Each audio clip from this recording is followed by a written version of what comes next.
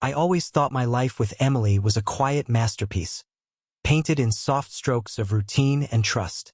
We'd been married for 12 years, living in a modest house on the edge of town, where the trees whispered secrets to the wind. I'm Daniel, a man of simple habits. Coffee at dawn, a job fixing old cars, and evenings spent with her on the porch, watching the sun dip below the horizon. She was my anchor, a woman with auburn hair that caught the light like fire, and a laugh that could melt the coldest day. We weren't perfect, but we were steady, or so I believed. It started with the smallest crack. A Thursday evening, late September, when I came home from the garage, hands stained with grease, expecting the usual warmth of her cooking to greet me. Instead, the house was silent, the kitchen dark. Emily sat at the table, her phone glowing in her hands, her face flushed in a way I hadn't seen in years. She looked up, startled, and mumbled something about a friend's message. I nodded, too tired to press, but the air felt off, like a string pulled too tight. Days passed and the crack widened. She'd linger in the bathroom with her phone, the door locked, her voice a hushed murmur through the wood. I'd ask who she was talking to, and she'd smile, saying it was just girl talk. But her eyes darted away, and her fingers trembled when she poured my coffee. I started noticing other things, her perfume lingering stronger than usual, her wardrobe shifting to dresses I'd never seen, ones that hugged her curves in ways that felt foreign to our quiet life. I told myself it was nothing, that I was imagining shadows where there were none. Then came the night that broke me open. I'd been out late, fixing a client's busted transmission, and got home past midnight. Her car was in the drive, but the house was empty. No note, no call. I waited, pacing the living room, my mind spinning wild tales. Maybe she'd gone to a friend's. Maybe she was hurt. At 2 a.m., headlights swept the driveway. She stumbled in, hair mussed, lipstick smudged, claiming she'd been at a book club, but the scent on her wasn't books. It was musk, sharp and unfamiliar. I stood there, silent, as she brushed past me to bed. The next morning, I couldn't shake it. I needed proof, not just doubts gnawing at my gut. While she showered, I grabbed her phone from the nightstand. No passcode, she'd always trusted me. My hands shook as I scrolled through her messages. There it was, a thread with Mark, a name I didn't know. Words that burned into my skull. Last night was wild. Can't wait to see you again. He'll never suspect. My chest tightened, the world tilting. I set the phone down, my breath shallow, and waited for her to emerge, humming like nothing had changed. I didn't confront her that day. Couldn't. My voice was trapped behind a wall of rage and disbelief, and I needed to understand the depth of this betrayal before I acted. Emily went about her morning, oblivious, sipping tea and asking if I wanted toast. I nodded, forcing a smile, while my mind churned. Who was Mark? How long had this been happening? And why had she turned our life into a lie? I had to know more, to see the full picture before I let the storm inside me break loose. I started watching her closer than ever. Every glance at her phone, every time she stepped out to run errands. I cataloged it. She'd leave for hours, claiming grocery runs or coffee with friends. But the bags she brought back were too light, the stories too vague. I followed her once, tailing her car in my old pickup, keeping my distance. She didn't go to the store. She pulled into a parking lot behind a rundown diner, where a man waited, tall, broad-shouldered, with dark hair and a smug grin. Mark, I assumed. They didn't linger long, just a quick embrace before driving off separately. My knuckles whitened on the steering wheel. At home, I dug deeper. Her laptop sat on the kitchen counter, forgotten in her rush to leave one afternoon. I opened it, heart pounding, and found a hidden folder buried in her photos. Inside were pictures, dozens of them. Emily with him, laughing in places I didn't recognize, her arms around his neck, his hands on her waist. One shot showed them by a lake, her head on his chest, the date stamped 2 months ago. 2 months. The betrayal wasn't a fleeting mistake. It was a life she'd built behind my back. I couldn't stop there. I needed every detail, every shred of their secret world. I remembered she'd mentioned a work friend, named Mark once, a guy from her office downtown. I drove there the next day, parking across the street, watching through the glass doors. There he was, leaning on her desk, her smiling up at him like he was the sun. My hands clenched into fists. He wasn't just some fling. He was real, flesh and blood, woven into her daily routine. That night, I lay awake beside her, her breathing soft and steady, while I planned. Revenge wasn't enough. I wanted her to feel the weight of what she'd done, to lose something as vital as she'd taken from me. But I needed more than anger. I needed precision. I started piecing together their patterns, when they met, where, how. I turned their own game against them, but first I had to be sure of every move. The cruelty of it was forming, slow and cold, in the pit of my chest. The days blurred into a haze of observation and quiet fury. I became a shadow in my own life, moving through our home like a ghost, while Emily danced around me, oblivious to the storm brewing. She'd hum while cooking dinner, her phone buzzing on the counter, and I'd watch her sneak glances at it, her lips curling into a secret smile. Each time, I swallowed the urge to grab it, to smash it against the wall and demand answers. No, I told myself, patience. Let her think she's safe. Let her dig her own grave deeper. I started tracking her more methodically. She'd leave for yoga on Wednesdays, but I knew better now. I'd follow her to a motel on the edge of town, a seedy place with flickering neon signs. She'd park, slip inside, and 20 minutes later, Mark's car would roll in. They'd stay an hour, sometimes two, then leave separately, her always first. I'd sit in my truck, engine off, staring at the door they used, imagining the life they'd built in those stolen moments. It wasn't just physical. It was intimacy, a bond she'd given him that once belonged to me. One evening, I got bolder. She left her purse on the couch, and while she showered, I rifled through it.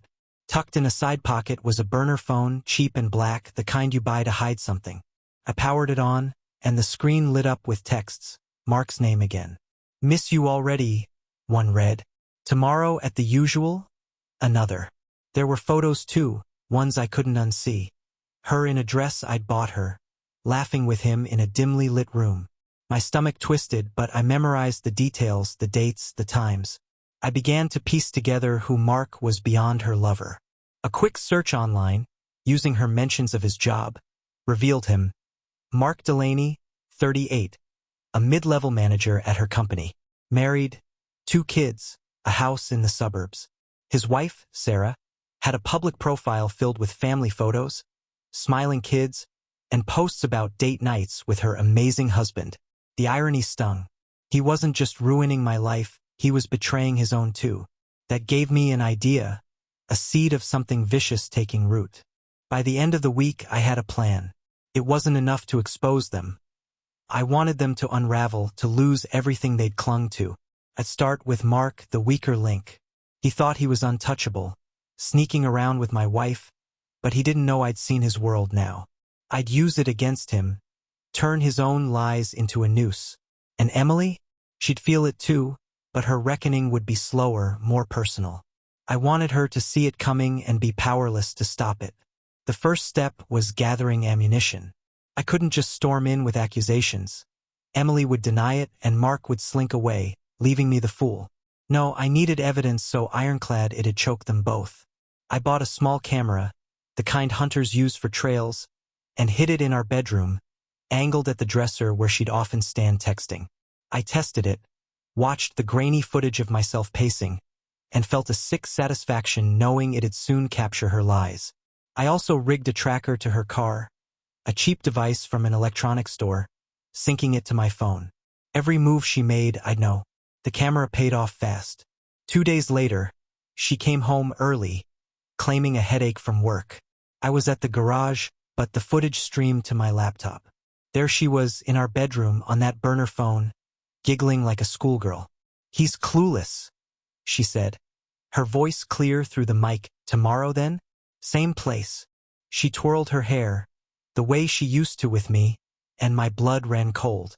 When I got home, she was curled up on the couch, pretending to nap. I kissed her forehead, tasting bile, and said nothing. Mark was next. I drove to his neighborhood one Sunday, when I knew Emily was visiting her sister. His house was picture-perfect. White picket fence, toys scattered in the yard. I parked down the street watching. Sarah, his wife, stepped out, herding their kids into a minivan, her face tired but content. Mark followed, waving them off, then checked his phone with that same smug grin. Minutes later, he left too, headed, I'd bet, to meet Emily. I snapped photos, him leaving, timestamps clear. It wasn't much yet, but it was a start. I spent nights piecing it together. Texts from the burner, footage, tracker data. Their routine was predictable. Wednesdays at the motel, Fridays at a bar downtown, Sundays wherever his family wasn't. I even found receipts in her purse, coffee shops, gas stations near their spots, dated back months. This wasn't new. It was a life she'd cultivated. The betrayal wasn't just in her actions, but in how easily she'd woven me out of it. How she'd smiled at me while carrying him inside her. By Friday, I had enough to act. I called in sick, waited for her to leave for drinks with coworkers, and followed. The bar was dim, crowded, perfect for their game. I slipped in, cap low, and watched from a corner. There they were, tucked in a booth, her hand on his thigh, his arm around her shoulders. They laughed, clinked glasses, oblivious to me. I took photos, my hands steady despite the fire in my chest. This was the fuel I needed, not just for revenge, but for the cruelty I'd make them feel. The plan crystallized that night in the bar, watching them lean into each other like I didn't exist. It wasn't enough to confront them. They'd twist it, cry, beg forgiveness. I wanted something permanent, a wound they couldn't heal. Mark's family was my leverage. Sarah deserved to know, and her reaction would be the first domino. But Emily? Her punishment had to be deeper, something that'd strip away the life she'd built on my ruins. I drove home, the photos burning a hole in my pocket, and slept on the couch, dreaming of their downfall. The next morning, I printed everything, texts, photos, tracker logs, timestamps. I made 2 packets, one for Sarah, one for later. Sarah's was simple. A note saying, "Your husband's been with my wife. Here's proof. Do what you will." No name, no return address. I mailed it from a post office across town, hands gloved, cap low. I didn't want her to find me. I wanted her to find him. Let her rage tear his world apart while I watched from the shadows.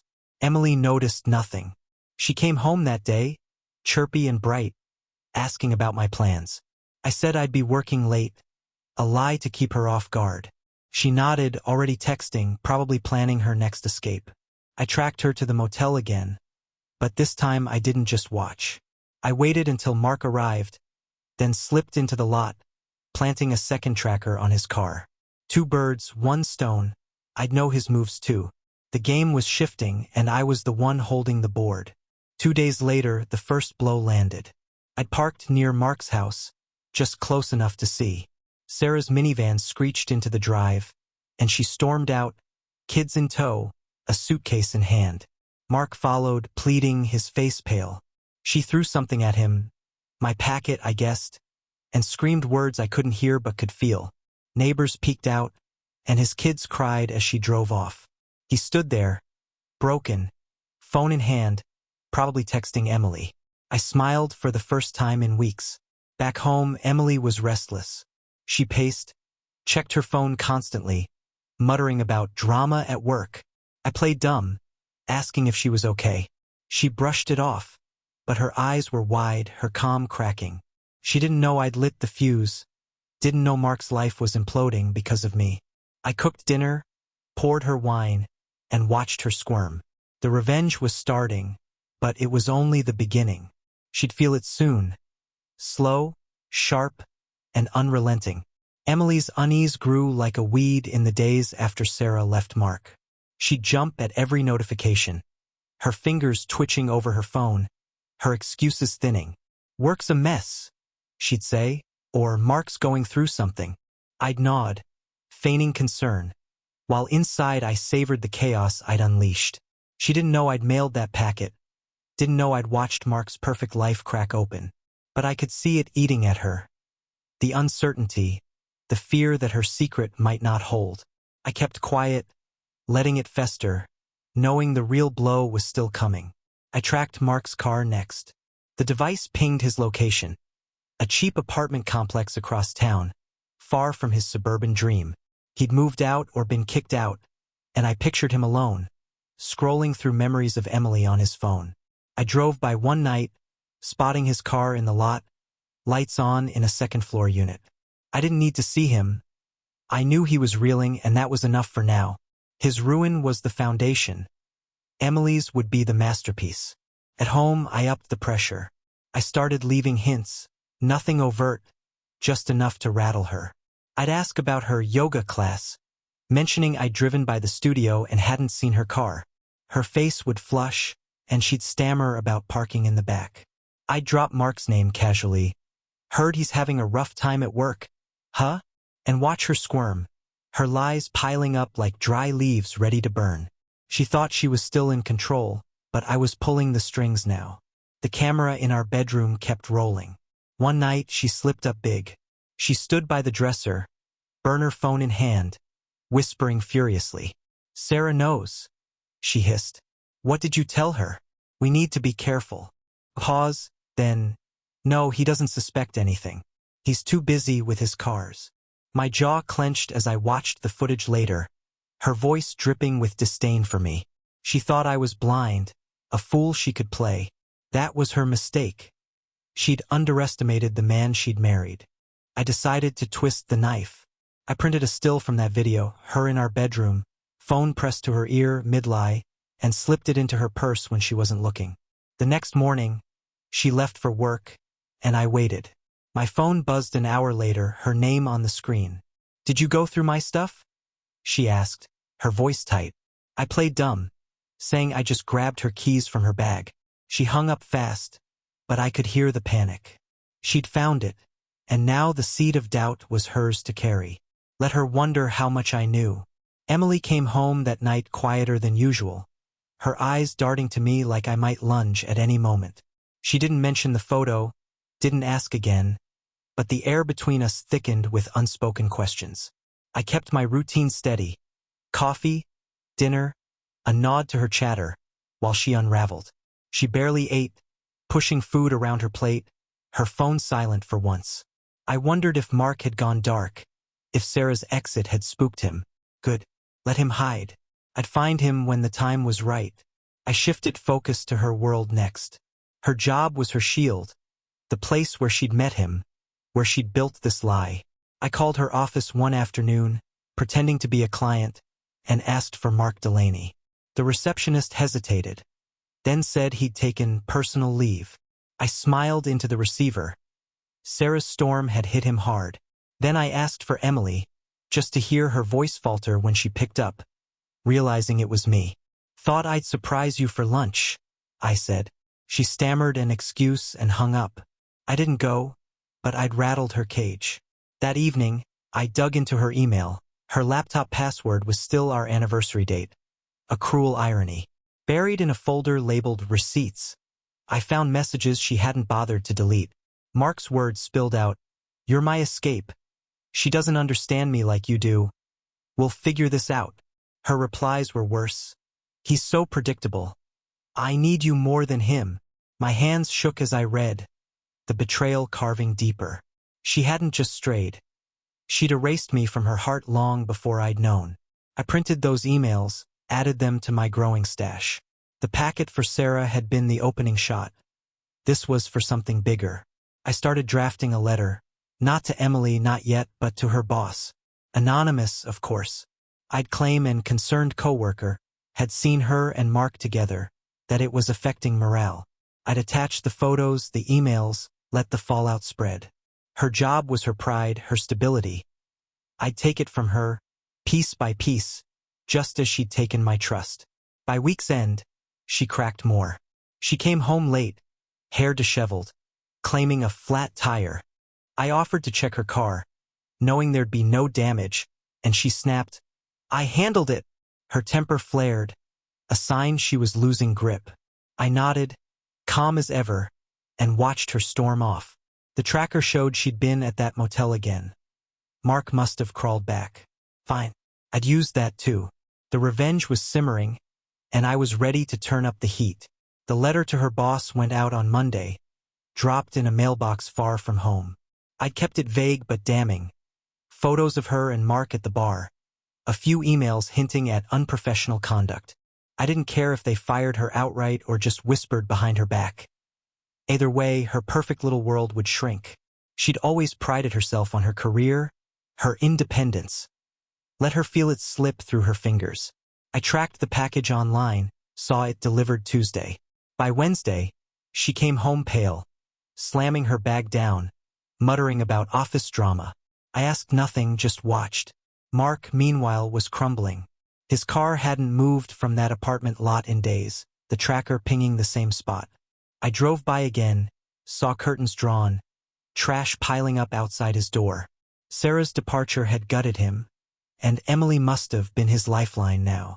I wondered how long he'd cling to her before he realized she couldn't save him. I'd make sure she couldn't save herself either. The next step was riskier, but I was past caring. I wanted them to feel cornered. I turned to their meeting spots. The motel was a dump, run by a guy who barely looked up from his desk. I slipped him cash one night, asked about a couple who comes in regular. He shrugged, said they used room 12, paid up front, no names. I handed him more, told him to call me next time they showed. He pocketed it without a word. I didn't know what I'd do when he rang, but I'd be ready. Maybe I'd catch them there. Maybe I'd just watch them squirm when they saw me. Either way, they'd know their game was up. Emily's paranoia spiked. She started double-checking locks, glancing out windows like she expected someone to be lurking. She didn't know about the camera, the trackers, but that photo in her purse had planted a seed. One night, she cornered me in the kitchen, eyes wild. "Are you following me?" she demanded. I stared back calm and said, "Why would I need to?" She faltered, then backed off, but the fear stayed in her eyes. I cracked her armor and it felt good, too good. Friday, the motel guy called. "They're here," he grunted, then hung up. I grabbed my keys, heart pounding, and drove. The lot was dark, their cars side by side. Hers pristine, his dented from neglect. Room 12's light glowed through thin curtains. I didn't go in, didn't knock. I just sat there, engine off, letting the weight of it sink in.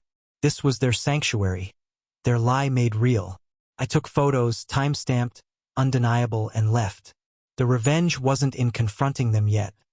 It was in knowing I could, whenever I chose. The office fallout hit faster than I'd expected. Monday morning, Emily left for work as usual, but she came back at noon, face ashen, keys rattling in her hand. "They suspended me," she said, voice flat, "pending an investigation." She wouldn't meet my eyes, just sank onto the couch, staring at nothing. I asked what happened, playing the concerned husband, and she mumbled about rumors and anonymous complaints. I hid my smile, stirring my coffee. The letter had worked. She was dangling by a thread now, and I'd cut it soon enough. Mark reached out to her that night. I saw it on the burner phone screen when she left it unattended. "We need to talk. It's bad." She didn't reply, just deleted the message, her hands shaking. I wondered if he'd heard about her suspension, if he was panicking too. Good. Let them stew in their mess. I checked his tracker. He'd driven to a bar downtown, probably drowning his sorrows. I pictured him slumped over a glass, realizing his affair had cost him everything. It wasn't enough yet, but it was a start. I escalated at home. I moved the bedroom camera to the living room, catching her late-night pacing, her whispered calls. "It's falling apart," she said once, voice breaking. "I don't know who's doing this." I watched the footage later, her fear a balm to my rage. She still thought it was chance, not me. I left more hints. Her car keys misplaced with a motel receipt tucked nearby. A printout of Mark's apartment address on the counter. She'd find them, freeze, then shove them away, pretending not to see. But I knew she did. Her sister called one afternoon, worried. Emily had vented to her, apparently, something about stress and feeling watched. I overheard her side of it, her voice rising. I don't know, Jess. It's like someone's out to get me. I kept my head down, tinkering with a carburetor in the garage, letting her paranoia bloom. Jess offered to visit, but Emily brushed her off. Perfect. She was isolating herself, just as I'd hoped. No one to lean on when the real blow came. By Thursday, she was a wreck.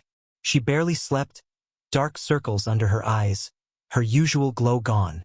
I cooked dinner, set the table, and watched her pick at it, her phone silent. Mark hadn't texted again. Maybe he'd given up, or maybe he was too scared. I didn't care. I had one more card to play before the finale. I'd saved the best evidence. The bedroom footage, her own words damning her. I'd use it soon, but not yet. I wanted her to feel the walls closing in first, to taste the dread I'd lived with for weeks. The motel guy called again Friday night. "They're back," he said, voice gruff. I drove over, slower this time, letting the anticipation build. Their cars were there, same spot, room 12's light on. I didn't stay long, just snapped a few more photos, then left. But I had an idea now, a way to tighten the noose. I printed those shots, added them to a new packet, and mailed it. Not to Sarah this time, but to Mark's parents. I'd found their address online, an old couple in a nearby town. The note was simple. "Your son's ruining lives. Thought you should know.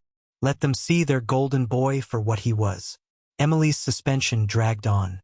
She got a formal letter Saturday, citing conduct unbecoming. With a hearing scheduled in a week, she read it aloud, voice trembling, then threw it down.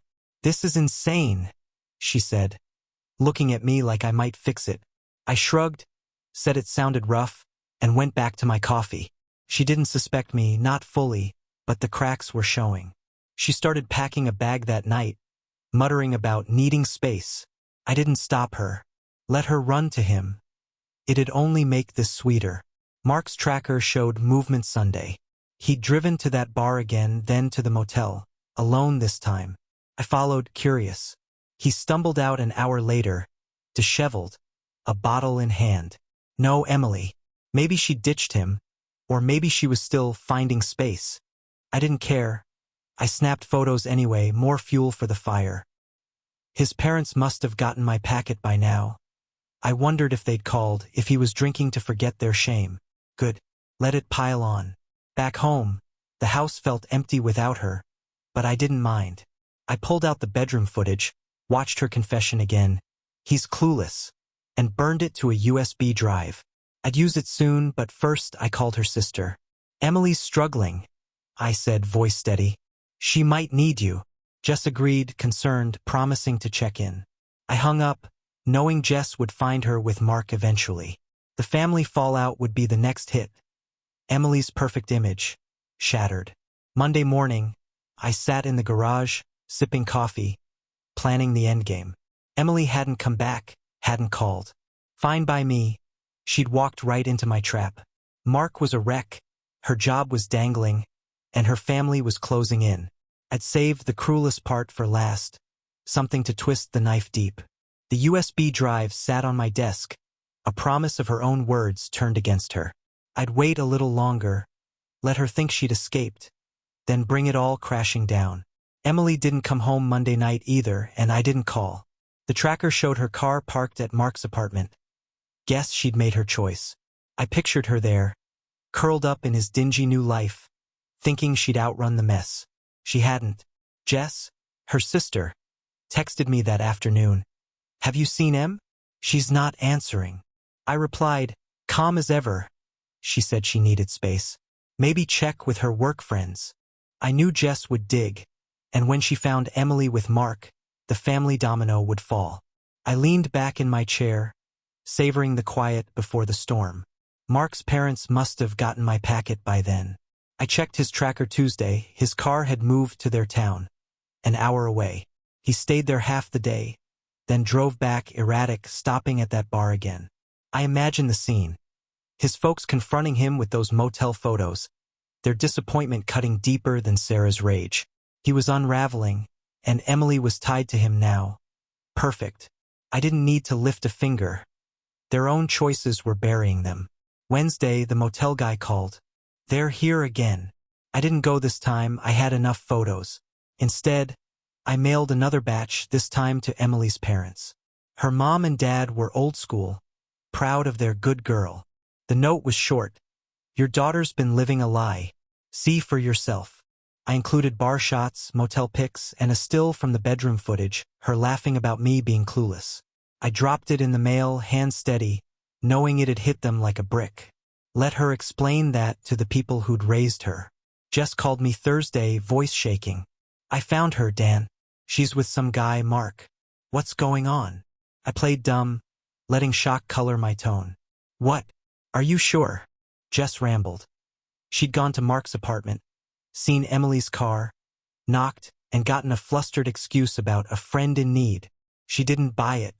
I'm telling Mom and Dad, she said. I didn't stop her, just murmured support and hung up. The family web was tightening, and Emily didn't even know it yet. That night, I watched the latest living room footage.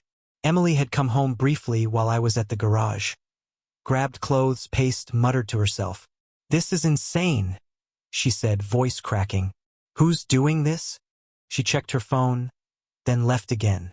I smiled at the screen. She was fraying, her confidence gone, and I hadn't even shown my hand.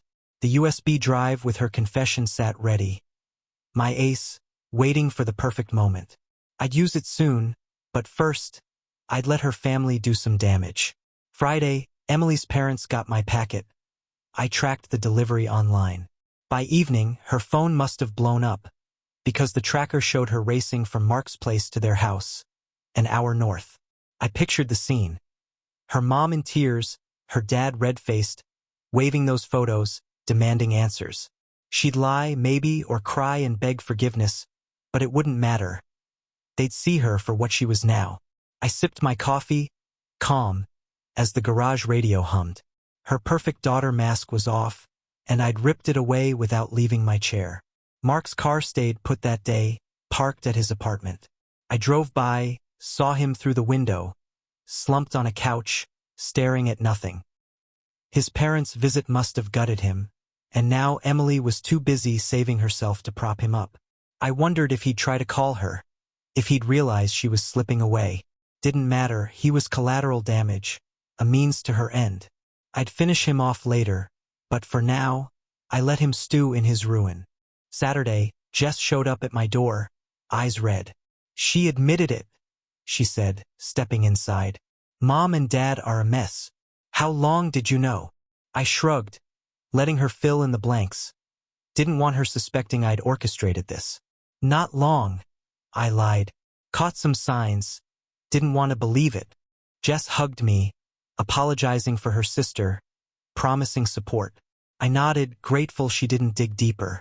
She left, vowing to deal with Emily. And I knew the family rift would widen. Good. Let it swallow her. Emily texted me that night. First time in days.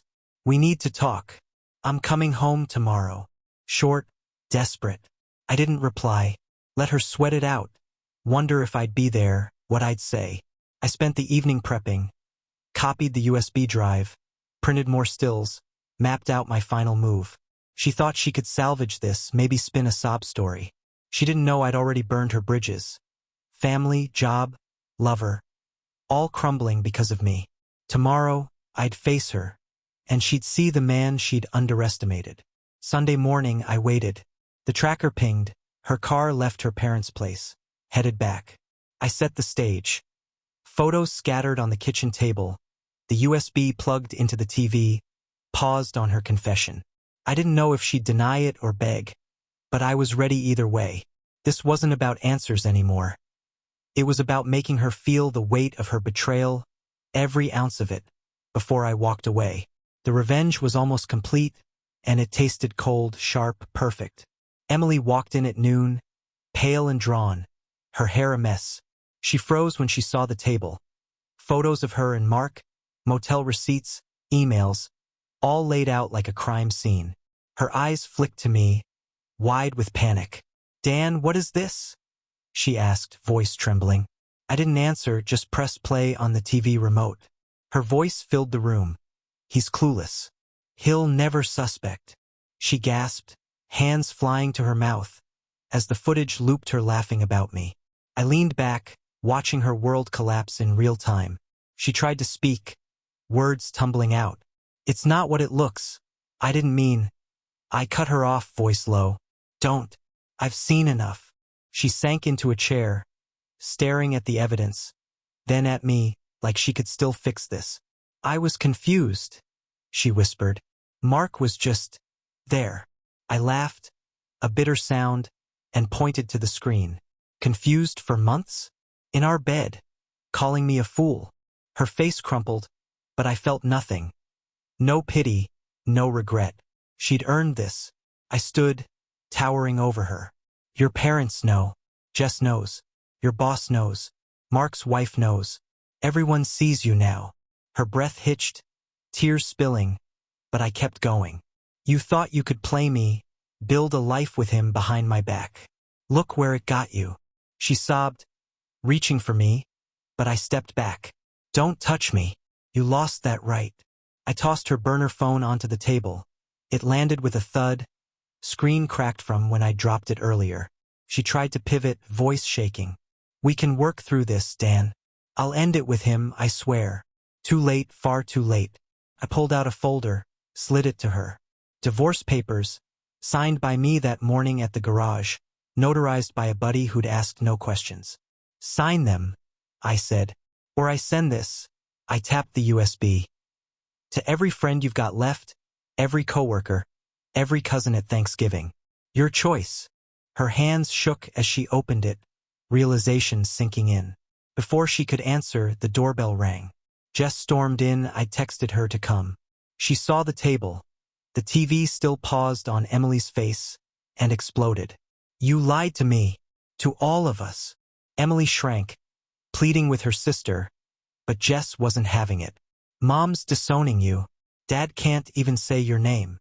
I watched, silent, as Jess tore into her. Years of sibling loyalty shredded in minutes. Emily was alone now, and I'd made sure of it. Jess left, slamming the door, and Emily signed the papers, tears smearing the ink. With the papers signed, I didn't let up.